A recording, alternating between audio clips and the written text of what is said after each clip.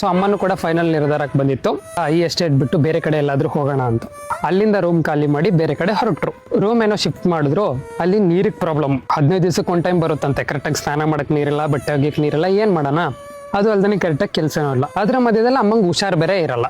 So ನಾನು ಒಂದು 15 ದಿವಸದಿಂದ ಫುಲ್ಲು ಟೆನ್ಷನ್ ಅಲ್ಲಿದ್ದೀನಿ. ನಿಮ್ಗೆಲ್ಲ ಗೊತ್ತಿರೋ ಹಂಗೆ ನಾನೇನ್ ಮಾಡಿದ್ದೆ, ಟೌನಲ್ಲಿ ಸಪ್ರೇಟ್ ಆಗಿ ಒಂದು ಗೇಮಿಂಗ್ ರೂಮ್ ಮಾಡ್ಕೊಂಡಿದ್ದೆ. ಬಿಕಾಸ್ ನೆಟ್ವರ್ಕ್ ಬೇಕು, ನಾನು ಅಮ್ಮನವ್ರ ಜೊತೆ ಇರಲ್ಲ. ಅಮ್ಮ ತಂಗಿ ಮಾತ್ರ ಸಪ್ರೇಟ್ ಆಗಿರ್ತಾರೆ. ಸೊ ನಾನು ಸಪ್ರೇಟ್ ಆಗಿ ಇದ್ದಿದ್ದು. ಬಟ್ ನಾನು ಫೈನಲ್ ಡಿಸಿಷನ್ಗೆ ಬಂದೆ. ಏನಪ್ಪಾ ಅಂದ್ರೆ, ಅಮ್ಮನವ್ರನ್ನ ಅಲ್ಲಿ ಬಿಟ್ಬಿಟ್ಟು ನಾನು ಇಲ್ಲಿರೋದು ಸರಿಯಾಗಲ್ಲ, ಅವಾಗ ಹುಷಾರಿರಲ್ಲ. ಅದು ಅಲ್ದೇ ಟೌನ್ ಇಂದ ಬಂದ್ಬಿಟ್ಟು ಮನೆಗೆ ಒಂದು 20-25 ಕಿಲೋಮೀಟರ್ ದೂರ ಆಗುತ್ತೆ. ಏನಾದ್ರೂ ಚಿಕ್ಕ ಪುಟ್ಟ ಹುಷಾರಿಲ್ಲ ಅಂದ್ರೆ ಹಾಸ್ಪಿಟ್ಲಿಗೆ ಕರ್ಕೊಬರೋಕ್ಕೂ ತುಂಬಾ ಪ್ರಾಬ್ಲಮ್ ಆಗುತ್ತೆ. ಸೊ ಅದಕ್ಕೋಸ್ಕರ ಟೌನ್ ಅಲ್ಲಿ ಎಲ್ಲಾದ್ರೂ 2 BHK ಮನೆ ನೋಡಿ ಅಮ್ಮನವ್ರನ್ನ ಶಿಫ್ಟ್ ಮಾಡ್ಕೊಳ್ಳೋಣ ಅಂತ ಡಿಸಿಷನ್ ತಗೊಂಡು 15 ದಿವಸದಿಂದ ರೂಮ್ ಹುಡುಕ್ತಾ ಇದ್ದೀನಿ. ಓಕೆನಾ, ಫೈನಲಿ ಒಂದು ರೂಮ್ ಇಷ್ಟ ಆಗ್ಬಿಟ್ಟು ಆ ರೂಮ್ ಕೂಡ ಇವತ್ತು ಅಮ್ಮಂಗೆ ಕರ್ಕೊಂಡು ಹೋಗಿದ್ದೆ. ಆದ್ರೆ ಅಮ್ಮ ನೋಡಿದ್ರೆ ಲಾಸ್ಟ್ ಮೂಮೆಂಟ್ ಅಲ್ಲಿ ಹೇಳ್ತವ್ರೆ, ನಾನು ಬಾಡಿಗೆ ಮನೆಗೆ ಬರಲ್ಲ, ನಾನು ಲೈನಲ್ಲೇ ಇರ್ತೀನಿ ಅಂತ. ನಾನು ಅಮ್ಮಂಗೆ ಬೈದೆ. ಅಪ್ಪಂದು ಲವ್ ಮ್ಯಾರೇಜ್. ಅಪ್ಪನ ಜೊತೆ ಅಮ್ಮ ಬಂದ್ಬಿಟ್ರು ಕೊಡಗುಗೆ. ಬಂದು 25 ವರ್ಷ ಅಂತೂ ಆಗಿರುತ್ತೆ. ಎಸ್ಟೇಟು ಅಂತ ಹೇಳ್ಬಿಟ್ಟು ತುಂಬಾ ಸುತ್ತಾಡಿದ್ರು.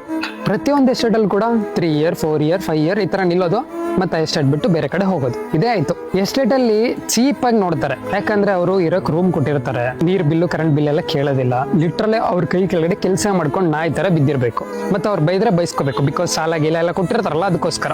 ಇದು ನನಗೆ ಇಷ್ಟ ಇಲ್ಲ. ನಾನು ಮಲಗಬೇಕಾದ್ರೆ ನೈಟ್ 2 ಗಂಟೆ 3 ಗಂಟೆ 4 ಗಂಟೆ ಆಗಿರುತ್ತೆ. ನಿದ್ರೆ ಬರಲ್ಲ, ಫುಲ್ ಓವರ್ ಥಿಂಕ್ ಮಾಡ್ತೀನಿ. ಅಮ್ಮನವ್ರನ್ನ ಜೊತೆ ಕರ್ಕೊಂಡ್ ಜೊತೆಲಿರೋಣ ಅಂತ. ಆದ್ರೆ ಅಮ್ಮ ಏನ್ ಹೇಳುತ್ತೆ, ಇಲ್ಲ ನಾನು ಎಸ್ಟೇಟ್ ಅಲ್ಲೇ ಇರ್ತೀನಿ, ಬಿಕಾಸ್ ಅಲ್ಲಿ ಡೈಲಿ ಕೆಲಸ ಸಿಗುತ್ತೆ, 2 ಆಡ್ ಮರಿ ಸಾಕ್ಬೇಕು ಅಂತ ಆಸೆ ಇದೆ. ಸೊ ಬಾಡಿಗೆ ಮನೇಲಿ ಬಂದ್ರೆ ಆಡ್ ಮರಿ ಸಾಕಾಗಲ್ಲ, ಅದು ಇದು ಅಂತ ಹೇಳ್ಬಿಟ್ಟು ರೀಸನ್ ಹೇಳ್ತಾ ಇತ್ತು. ಅಮ್ಮ ಹೇಳ್ದಂಗೆ ಯಾವ್ದಾದ್ರು ಒಳ್ಳೆ ಎಸ್ಟೇಟ್ ನೋಡಿ ಅಲ್ಲಿಗೆ ಶಿಫ್ಟ್ ಮಾಡಿದೆ ಅಂತಾನೆ ಇಟ್ಕೊಳ್ಳಿ. 1-2 ಆಡ್ ಮರಿ ಕೂಡ ಅಮ್ಮನ ಜೊತೆ ತಗೊಂಡೋಗಿ ಬಿಟ್ಟೆ ಅಂತಾನೆ ಇಟ್ಕೊಳ್ಳಿ. ಓನರು ಅಮ್ಮಂಗೆ ಅವಾಗ ಹುಷಾರಿಲ್ಲ ಅಂದಾಗ ಸ್ವಲ್ಪ ಚೇಂಜ್ ಆಗ್ತಾರೆ. 2 ಆಡ್ ಮರಿ ಇರುತ್ತೆ. ಅಮ್ಮಂಗೆ ಹುಷಾರಿಲ್ಲ ಅಂದಾಗ ಯಾರು ನೋಡ್ಕೋತಾರೆ? ಎಲ್ಲ ಟೈಮಲ್ಲಿ ಅಮ್ಮ ಒಂದೇ ತರ ಇರಲ್ಲ. ಹೋಗ್ಲಿ, ಅದನ್ನೂ ನಾವು ನೋಡ್ಕೋತೀವಿ ಅಂತ ಹೇಳೋಣ. ನಮ್ಮ ಹತ್ರ ಒಂದ್ ಸ್ವಲ್ಪ ಆಡೆಲ್ಲ ಜಾಸ್ತಿ ಆದಾಗ, ಒಂದು 7-8 ಆಡು ಒಂದ್ ಸ್ವಲ್ಪ ಕೈಯಲ್ಲಿ ದುಡ್ಡು ನಿಲ್ಲೋ ತರ ಆದ್ರೆ, ಸೊ ಓನರ್ಗಳಿಗೆ ಹೊಟ್ಟೆ ಕಿಚ್ಚು ಬಂದು ನಿಮ್ಮ ಆಡ್ ತಗೊಂಡು ನೀವು ಇಲ್ಲಿಂದ ಹೊರಡಿ ಅಂತಾನೆ ಹೇಳ್ತಾರೆ. ಆಕ್ಚುಲಿ ಇದು ಆಗಿರೋ ಎಕ್ಸ್ಪೀರಿಯನ್ಸ್. 2 ಆಡ್ ಕೂಡ ಇತ್ತು, 2ರಿಂದ 7-8 ಆಡ್ ಇತ್ತು. ಆಮೇಲೆ ಓನರ್ ಇಲ್ಲಿಂದ ಹೊರಡಿ ಅಂದ್ರು, ಅದನ್ನ ಸೇಲ್ ಮಾಡಿ ಮತ್ತೆ ಬೇರೆ ಎಸ್ಟೇಟಿಗೆ ಬಂದು ಕೆಲಸ ಮಾಡ್ಕೊಂಡು ಜೀವನ ಮಾಡ್ತಿದ್ದು. ಇಷ್ಟೆಲ್ಲ ಕಷ್ಟ ಇರ್ಬೇಕಾದ್ರೂ ಕೂಡ ಫ್ಯೂಚರ್ ಬಗ್ಗೆ ಥಿಂಕೇ ಮಾಡಲ್ಲ ನಮ್ಮ ಮನೇಲಿ.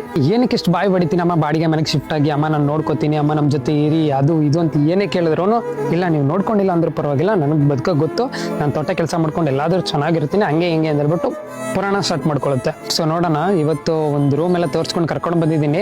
ನಾಳೆ ನಾಡ್ದಲ್ಲಿ ಶಿಫ್ಟ್ ಮಾಡ್ತೀನಿ ಅಂತ ಹೇಳಿದೆ. ಶಿಫ್ಟ್ ಮಾಡುತ್ತೋ ಬರುತ್ತೋ ಬಿಡುತ್ತೋ ಅದು ಅಮ್ಮಂಗೆ ಬಿಟ್ಟಿರೋದು. ನಾನು ಲಾಸ್ಟ್ ಒನ್ ಟೈಮ್ ಕರಿತೀನಿ. ನನಗೆ ಯಾಕಂದ್ರೆ ಅಮ್ಮ ತಂಗಿರ ಜೊತೆ ಒಟ್ಟಿಗೆ ಇರಬೇಕು ಅಂತ ಆಸೆ. ಒಬ್ಬನೇ ಇದ್ದು ಲೈಕ್ ಲೈಫಲ್ಲಿ ಯಾರೂ ಇಲ್ಲ, ಒಬ್ಬ ಅನಾಥ ಅನ್ನೋ ತರ ಫೀಲ್ ಆಗುತ್ತೆ.